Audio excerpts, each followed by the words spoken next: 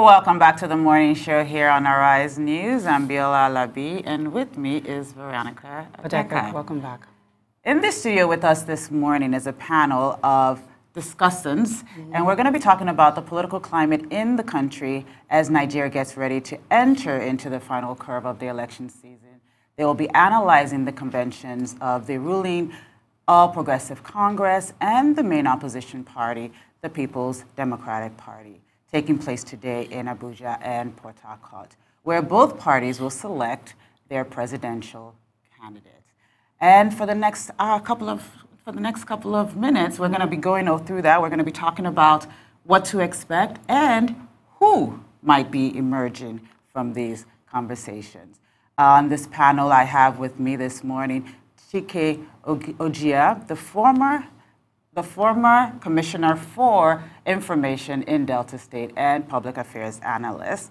We also have Kamal Bakrin, the principal investor in Vios Equity Partners, and Kayode Komolafe, who is the Deputy Managing Director of this day newspaper. And joining us from Abuja is Garba Shehu, the Senior Special Assistant, Media and Publicity to the President this morning. Thank you all for being in the studio with us. Good morning. Good morning.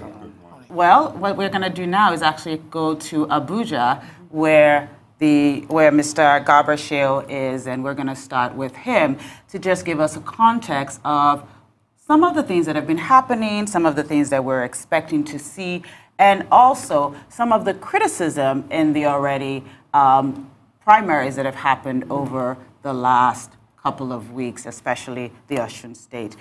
Mr. Garba Shehu, thank you for joining us this morning. We want to start with you. One of the things that has happened is, as we go into 2019 and we've seen some of the primaries, is there's been a lot of criticism about the lack of transparency and also free and fair elections. My question to you is, as President Buhari is sure to be affirmed today and also the leader for the APC party and the candidate, what should we expect, and do you believe that we will see free and fair elections in the upcoming months, especially seeing what has happened in the last couple of weeks, especially with the gubernatorial elections in Ekiti and Osun State? Do we believe that the president is capable of a free and fair election? There is absolutely no reason for anyone to be fearful of the capacity or ability of the president to deliver on free and fair election. The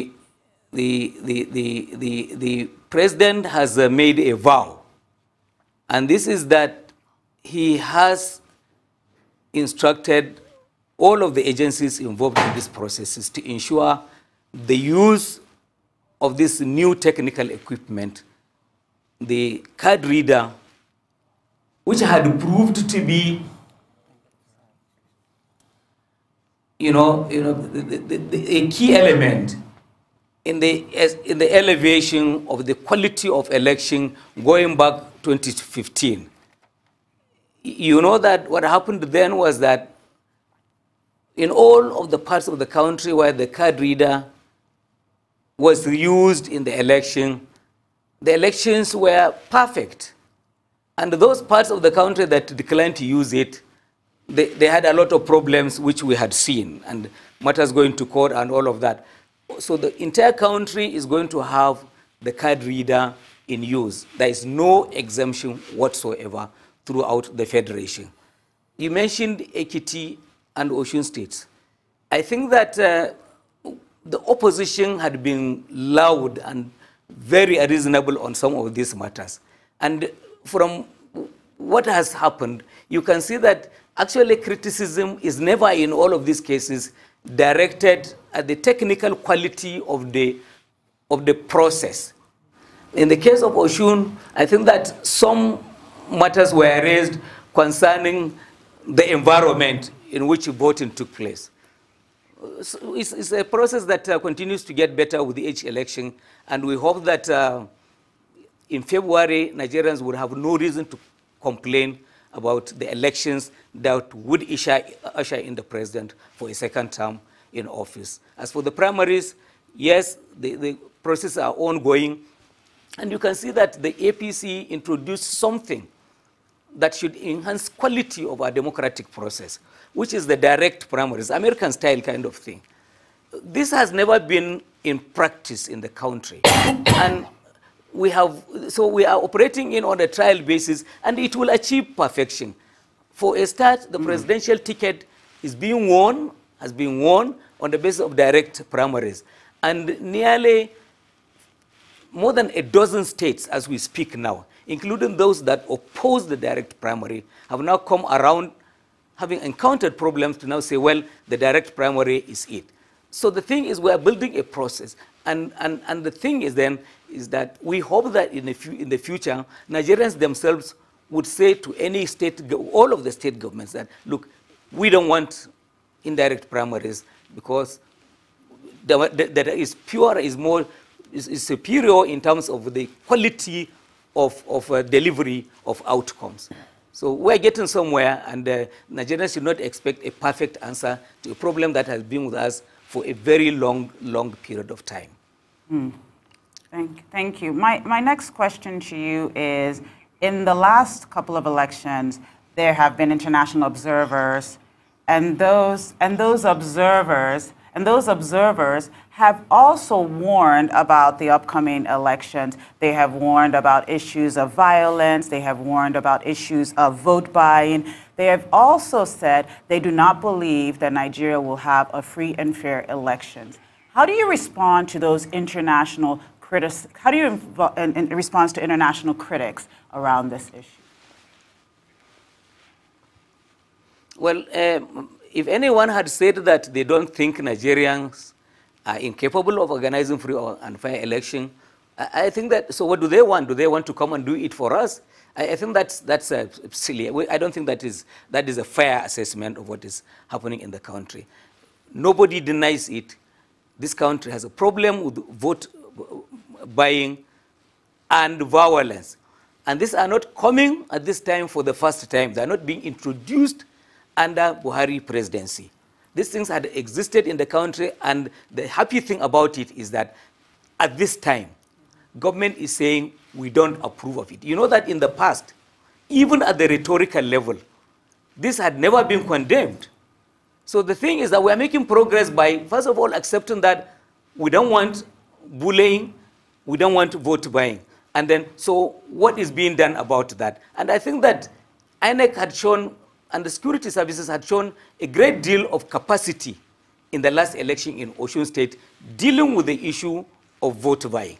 It was not as brazen as manifestly seen in previous elections. So we're building up the process. It's getting better.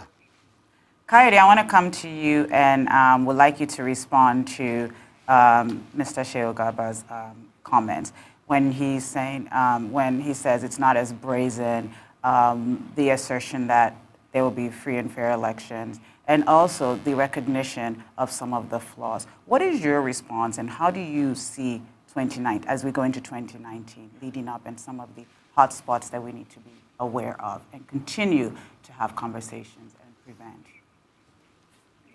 Drawing lessons from what has happened so far in the primaries as we gear up towards 2019 is very important, very crucial, and that should be the focus, now. My response to what my friend Garba just said is that, yes, the premise is correct, that it did not start with Buhari. We have been having this degeneration in our polity, what I call political underdevelopment, over quite some time. But then, Buhari came in promising change, and I thought that means a change, of the political economy, completely of the society, the orientation, the way we do things. So the thing is, what is the leadership of Buhari doing now to change, the situation? So it's not just enough to wring our hands and say, oh, yes, it's always been there. I mean, it's not something we can admit. It can't be our national culture. It is not. I mean, it should not be permitted. It's not something we should be proud of. Because if you do that, then it means we are living a lie. Because you see, the purpose of elections, of going to election, is that you said you want you want the people to make a choice, and that whoever we emerges, is a product, of the expression of people's will. But when we also all know that what the figures, that are, being declared, do not in any way reflect the will of the people, then probably that as a nation, that we are living a lie. So how do we put a stop to that lie? And that is the challenge. And therefore, I go further to say that we do not need to even reinvent any solution. In 2007, to the internal credit of the late President Umar Yar'Adua, at his inauguration, this is the man who had just been elected as president. If you go back and read his acceptance speech at his inauguration, he admitted that the election that brought him to power, was flawed. I'm quoting him, Now, he did not just stop at that lamentation. He went ahead, and put up the panel, headed by the former Chief Justice, Muhammadu Ogeah. Ogeah's panel met, and they made quite a number of recommendations, Among the recommendations of Ogeah's panel is that if you have irregularities in the course of election, people perpetrate electoral crime, because these are crimes. Yes. It's no picnic. That people buy votes, people kill, in the course of election, and people change figures. I mean, these are crimes. Under that, there should be an electoral tribunal. Electoral crime tribunal to punish those who perpetrate electoral crime. Yar'Adua made that statement in 2007. That is 11 years ago. Ogeah's panel has been in the as part of our national history, for quite over a decade, two now. Now, why is it that we are not putting? We are not applying the law, because the only way to stop, vote buying and other electoral irregularities, is to punish those people who commit the crime. So the challenge now is for those who are in power now, to ensure that we put effect, to what the has recommended, and that is by actually punishing those people who violate the laws during election, so that we don't just end up, lamenting, and all of us will declare, oh, we know that what has happened is a lie, and then we'll live with it, and then we'll await another election. It's a national shame, what is going on. I agree. Mr. Garba, do you want to respond to that? You sound like you want to respond to that. Yeah, well, in the case of this administration, dealing with the issue of the special courts to try electoral offenses, we are making progress. After having, first of all, won the argument, with the judiciary, which is an independent arm of government, I think at some point, I think that there were some key segments there who did not even think that it was important to have separate courts for these offenses. But the last I know of this is that the Attorney General of the Federation has presented a memorandum to the Federal Executive Council on a draft legislation that will go to the National Assembly. And a number of corrections were suggested. I believe that by the next time the National Assembly resumes, my sense is that the Attorney General will be in a position to table a presidential request for special courts that should be approved by the National Assembly. So even though you said we're making progress on legislation, not on actually prosecuting these people that have committed these crimes. I have if I remember correctly, I think that INEC has done a number of prosecutions, particularly in Kogi, that I can recall very well. A number of people had been charged to court for some of these offenses.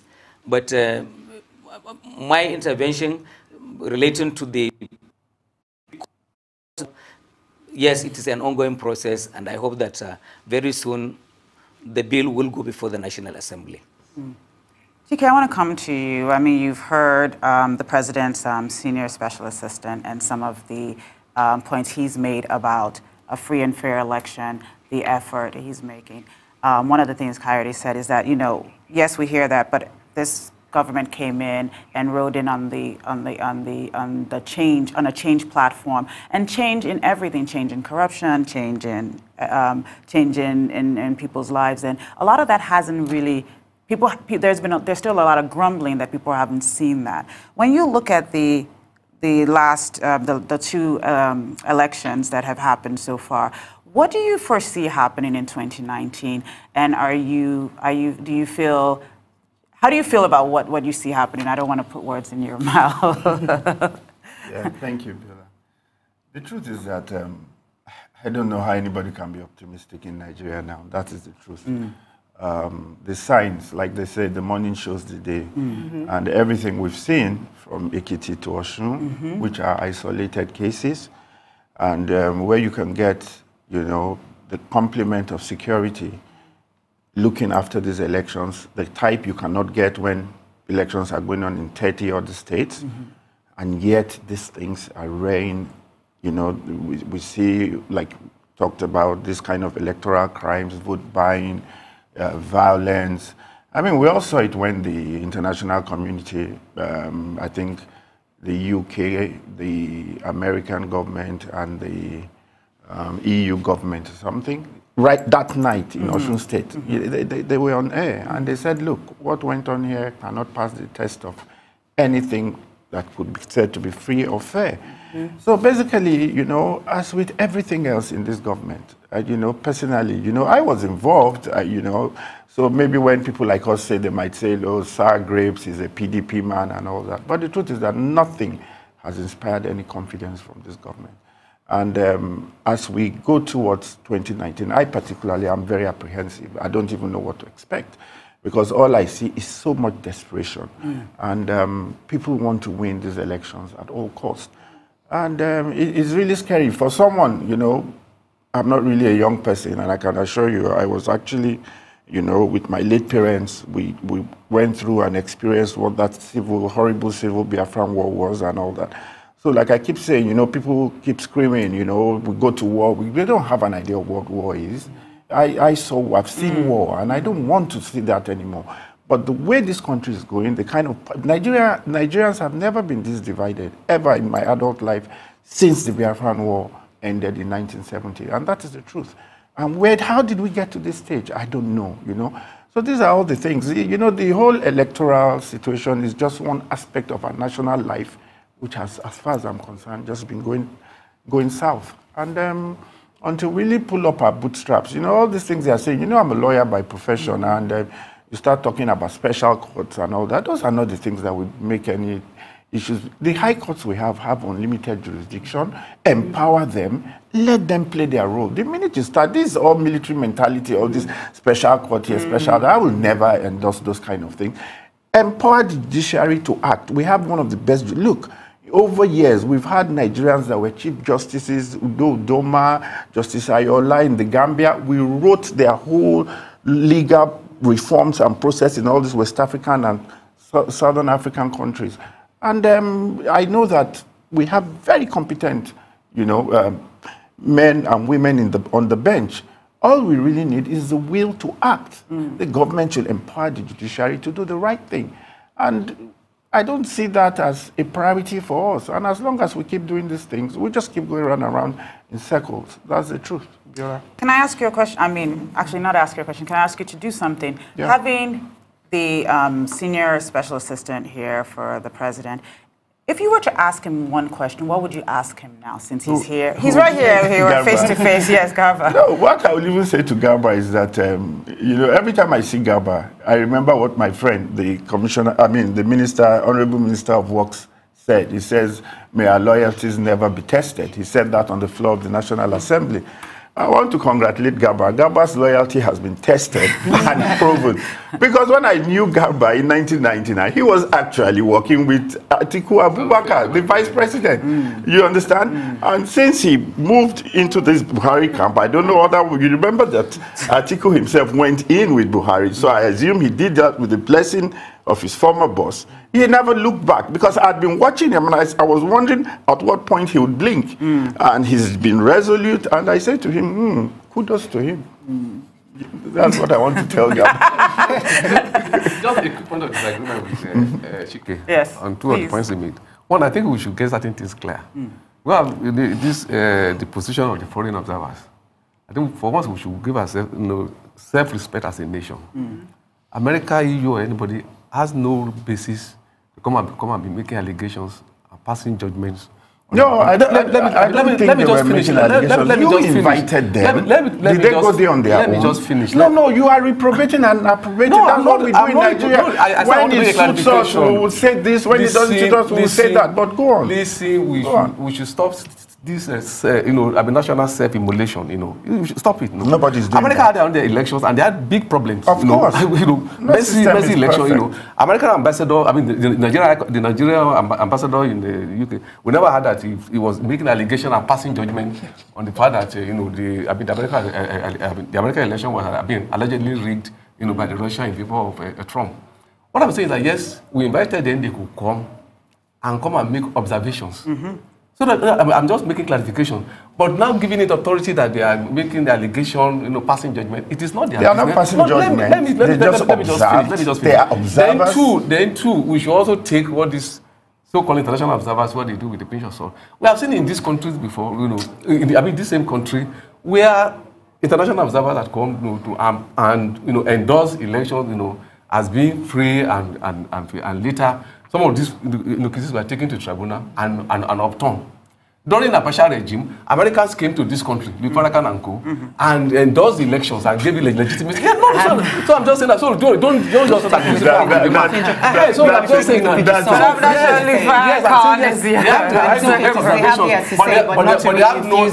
But they have no right. In fact, when I say, even including Arise, saying that Americans allege. What is the business of Americans of this to come and make allegations on the election? They can make observations. They can say what is and they're entitled to it. And I'm saying that we should not confer on it any undue authority. Nobody is Biola, I need to just clarify one or two things here. Kayode, the truth is simple. I understand what you're trying to say. But you see, we must decide what we want. We're a sovereign nation. There's no doubt about that. If we want to be isolated and say, look, when we have our elections, it's just going to be Nigerians that will comment on it, so be it. I'm sure these guys are very busy and they have other things they want to do. We cannot ask them to go and observe these elections because we want to confer some further legitimacy on those processes. And whenever they come up with damning observations that doesn't suit the government on the day of the day. Like you said, let's forget about the APC right now. You said this thing has been going down. Kamal, I'm coming to you right after this. Then it doesn't make sense.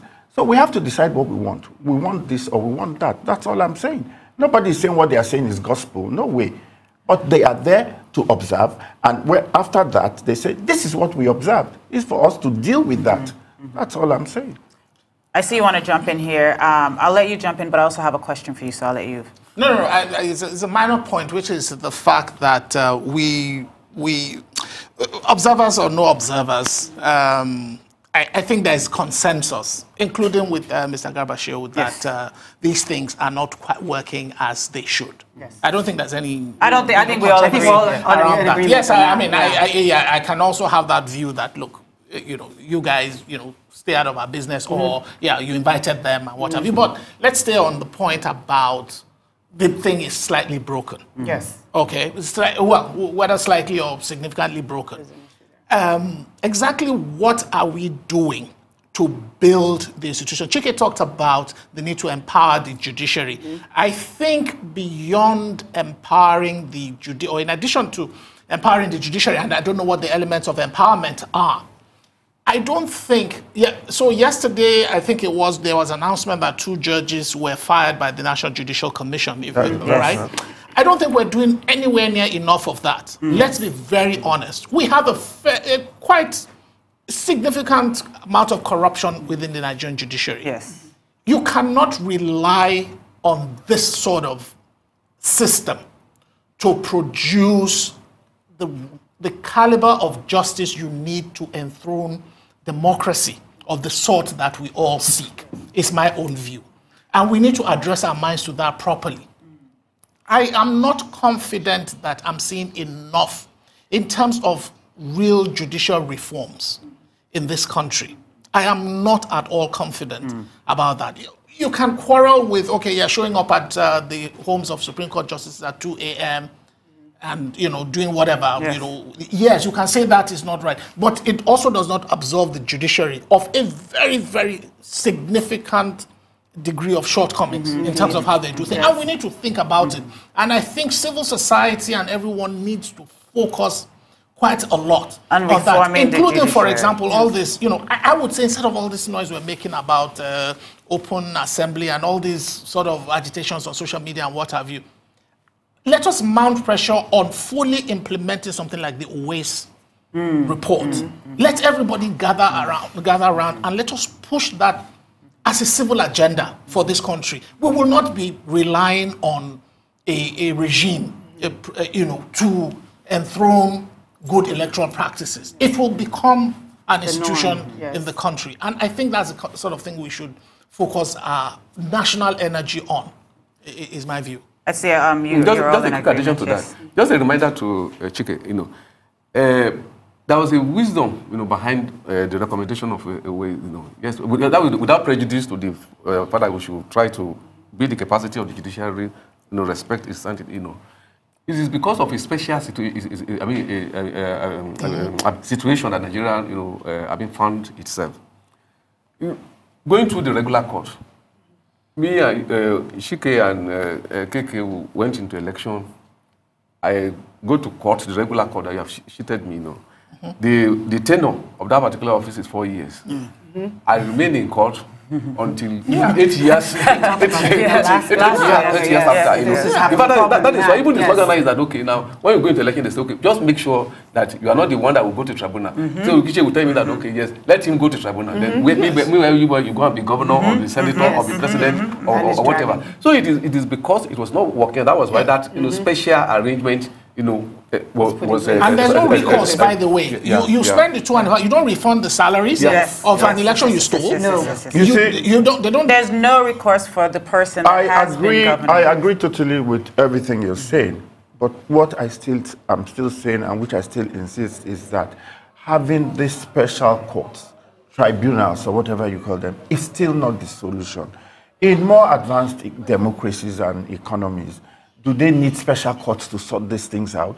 When you build enough capacity, just like you said, a holistic reform of our judiciary, of our criminal justice system, justice delivery system, will take care of this. That is why, like you said, why do you want to be in court for 4 years? Even in a normal high court, with its normal inherent jurisdiction, that is well staffed, that has modern tools to dispense justice, you can deal with these things. So that's what, maybe it's just the lawyer in me that rejects any ad hoc arrangement to what is constitutionally allowed. Bring that waste, the waste report. And like you said, it is holistic. Look at it and implement it. Build the capacity of the judiciary. Then we will start making progress. You see, because these special arrangements can always be manipulated, and that is what we see. You see, we are getting one thing with one hand, and you're losing it with the other hand. I want to throw this to Garba in Abuja, especially around the issue of the tribunal and the special courts, and also when we look at, once again, when we look at the wave of change that was promised with this administration, and that has not been coming through in so many, according to one of the things we were hearing from the panelists. What type of reform do you foresee happening in the judiciary system that will enable these things to be there, to almost be a speedy resolve of election and conflicts and that arise during these type of gubernatorial elections like we're talking about with using Oshun as an example. What type of reform do we need to see in the judiciary?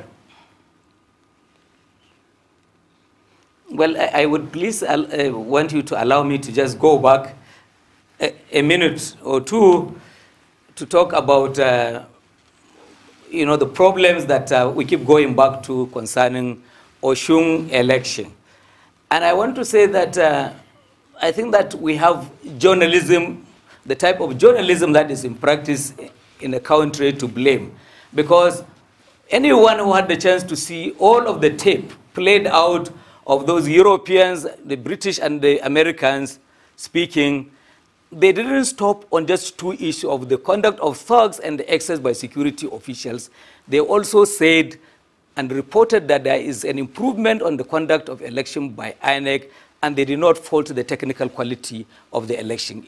Their concern, clearly, it's environmental. But journalists cherry pick. They pick what they want to choose, what they want to report in order to create the kind of effect that, and so all of these analyses that we are getting are themselves faulty. And the fact also that Kayode had made of the fact Americans who had had elections that is considered as among the worst in the country. Some of them who had the chance to speak to their officers have said, look, you people spend a lot of money teaching countries how to conduct themselves during elections. Now you need to spend the money. Take it inwards. Spend it on your own people, because as it is, American election today is classically third world election. There's nothing to prove that is superior than what we have. And we have to protect what we have. We're a patriotic and independent country, and we have a responsibility to safeguard the flag.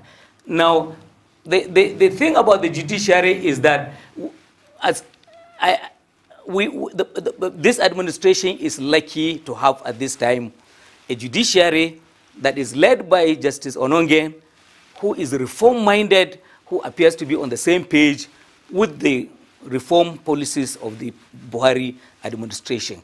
The judiciary is reforming internally. We are seeing changes, decisions that have taken 10, 12 years to deliver, dilly-dallying by judges and all of that. You can see that as we speak today on matters of, say, corruption, 2 former governors are today in prison. Cases are being brought to a closure. As a matter of fact, as it is now, the standard practice put in place is now anti-corruption cases must begin and be ended within 180 days. So I think that in fairness to Nigerians, they should look at the good changes that are happening in Nigeria's judiciary under its current leadership, and to admit the fact that we are reforming and we're going forward. Excuse me, so one of the things that actually has been prevalent is that there has not been any prosecution, corruption prosecutions under this administration, and that they've been very far and few in between. So taking credit for that, can you expand on and actually mention some of the prosecutions that you're talking about when you talk about this administration's achievement on corruption? I beg your pardon. It is not correct to say that there is not any successful prosecution. I think that people are counting high-profile convictions. And understandably, these things do take time, because... So we're back to the judiciary. Somebody who... we're back to the challenges in the judiciary. 50 billion naira. They're in excellent condition to fill the courtroom with tens of lawyers who would argue technicality and delay all of these matters. Magu, a week ago, said about 480 convictions within a space of 1 year. A lot of these cases may not attract front page coverage, but they are important because they form part of the building blocks of a successful war against corruption in the country. Kayode, I want you to respond to that. He's saying that these convictions are not making headlines. Why are they not making headlines? Why do we continue to still feel and get grumbling from people in society that they have not seen any convictions of corruption, and they were expecting big news when this government came into power? How do you respond to the fact that he is saying that these are not being reported? Yes, of course, it's like he said, you could actually categorize cases. I mean, there are high-profile cases, and there are cases that are not low profile. You know, as a reporter, You know that the high-profile cases, will make, Yes. will make the headlines. Yes. News, Yes. But more seriously, it also it's also symptomatic of something about our sociology, or the sociology of corruption in this country, and that is that we've got to a point where, like a party to me will say, we've come in the mode of it could be worse. Nigerians are no more such that, if you now say X and Y, has stolen 5 million naira, 10 million naira, if nobody, I mean, you as even a television viewer or a newspaper reader or like that, you might not pay attention to it. So it is only when we talk in terms of hundreds of billions that you will actually get attention. So I'm saying that is even in terms of the perception of society. But in this same country, remember that in 1978, the chairman of the Electoral Commission, the late Justice Ogeah, was accused of taking a bribe of 1 million. And the man said, 1 million naira. That if I see 1 million, that I will faint.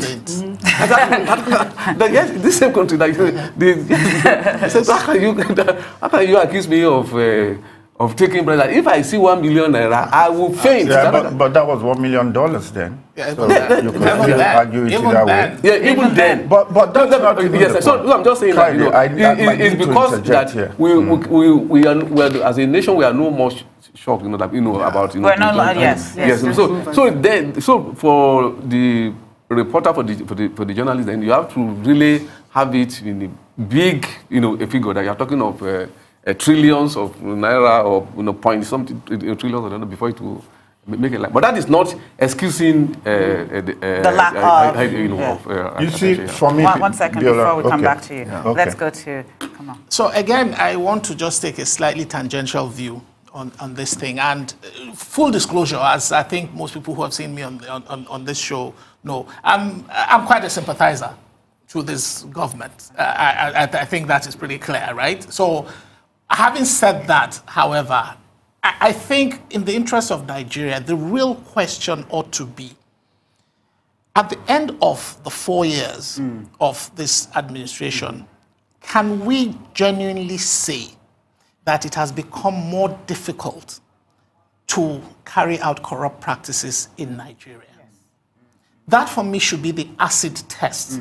It's all well and good. Yes, I think people should be brought to justice and should be jailed for very, very long terms as a deterrent and all of those nice things. But are we actually putting in place the right institutions and systems that will make it more difficult to carry out acts of corruption, particularly damaging, acts of corruption that generally damage our national progress? I think that is what we should be looking at. That should be the test for us. Let me stop there. Okay. I agree with you. We're actually going to go on a break now. Yes. And but when we come back, we're going to start there and hopefully lead into the actual primaries and what we expect from the candidates and what might emerge today.